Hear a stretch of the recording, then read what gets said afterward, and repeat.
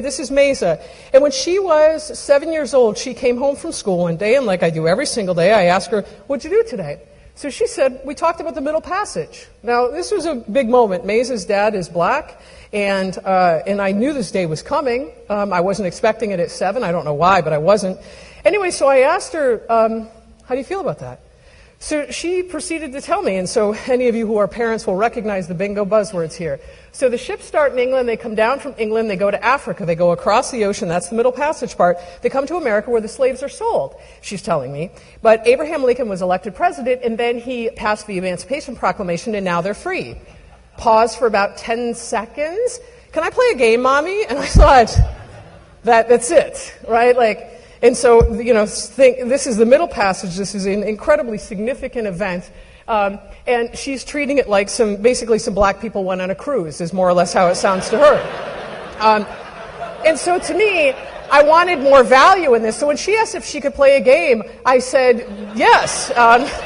And so I happen to have all of these little pieces. I'm a game designer, so I have this stuff sitting around my house. So I said, yeah, you can play a game. And I give her a bunch of these. And I tell her to paint them in different families. These are pictures of Mesa when she was, God, it still chokes me up seeing these. So she's painting her little families. And then I grab a bunch of them, and I put them on a boat.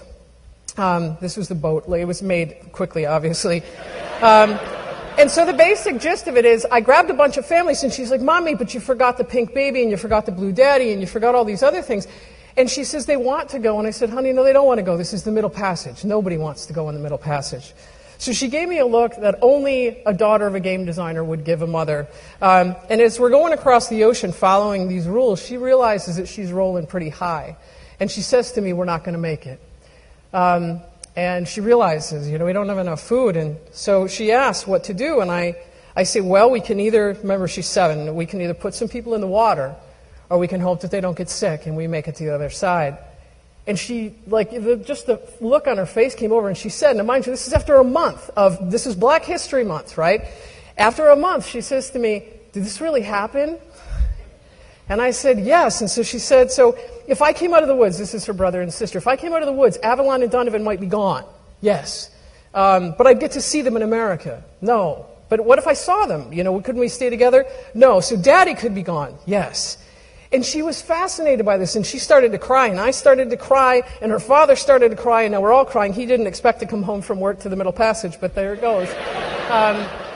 And so we made this game, and she got it. She got it because she spent time with these people. It wasn't abstract stuff in a brochure or in a movie. And so it was just an incredibly powerful experience. This is the game, which I've ended up calling the New World, because I like the phrase. I don't think the New World felt too new worldy exciting to the people who were brought over on slave ships.